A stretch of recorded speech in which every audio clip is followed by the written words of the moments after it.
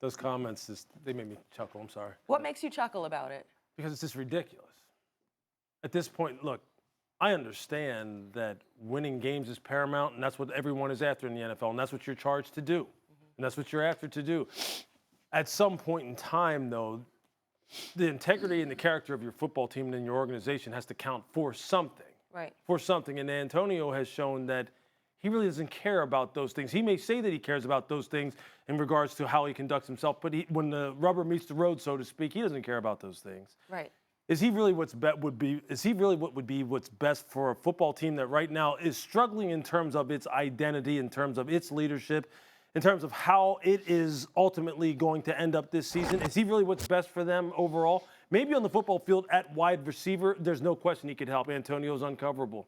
He's one of the best wide receivers, if not the best wide receiver in the NFL right now. He'd probably come in right now and catch 10 for 150.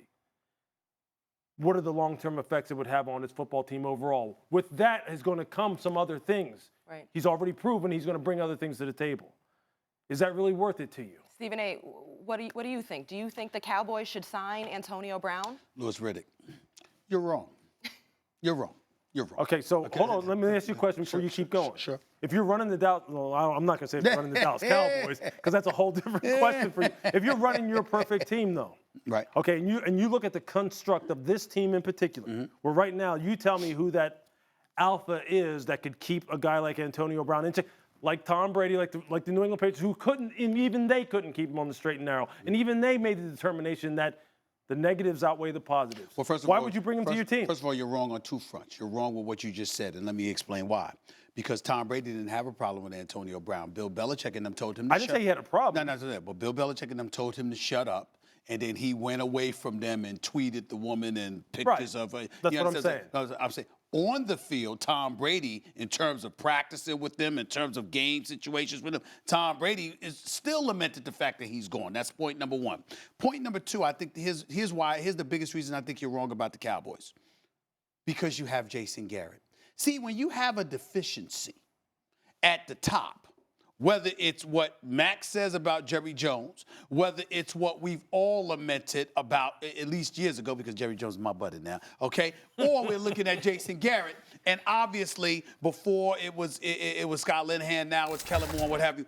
When you look at what they have in place, clearly comparing them to the Sean Paytons of the world, the Pete Carrolls of the world, the Bill Belichicks of the world, even the Andy Reids of the world, and others, there's a deficiency there. What makes up for it? What softens the blow of that deficiency? It's talent. I would never support giving a long-term deal to Antonio Brown with the behavioral issues that he has exhibited, how he's conducted himself like a damn juvenile, and that's being kind and all that. I would never do that.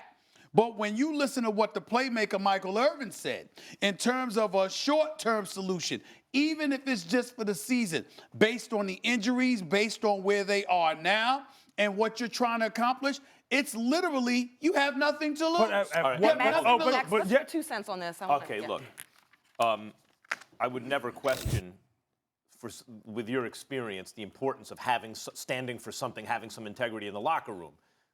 But to me, it's not even about that because he doesn't even get to that. Stephen A., you're wrong. And Lewis is right because you have to look at what Antonio Brown has done so far and ask yourself, would he even be available to you long-term past a game or two on the Cowboys? As you would say, as you said about others, I'll say about Antonio Brown, there is something wrong with him. Definitely. In Pittsburgh, the offense was perfect for him. He wants out no matter what. Oh, he's crazy like a fox. He's trying to get paid, right? He gets paid. He goes to Oakland. We had a Raider in here 3 days ago, whatever it was, talking about last week, everyone in the building loves John Gruden. Gruden is standing up for Antonio Brown. His teammates are saying he throws them all under the bus, never even gets on the field in a regular season game. Goes to the Patriots. Right. He's going to ball wherever he goes, of course. Doesn't disclose, as far as we know, issues he had off the field to the Patriots, which could void his contract right then. Has more issues once he gets there, sends an additional text like a knucklehead. We're all aware of this. Okay. And he has to be let go by the Patriots.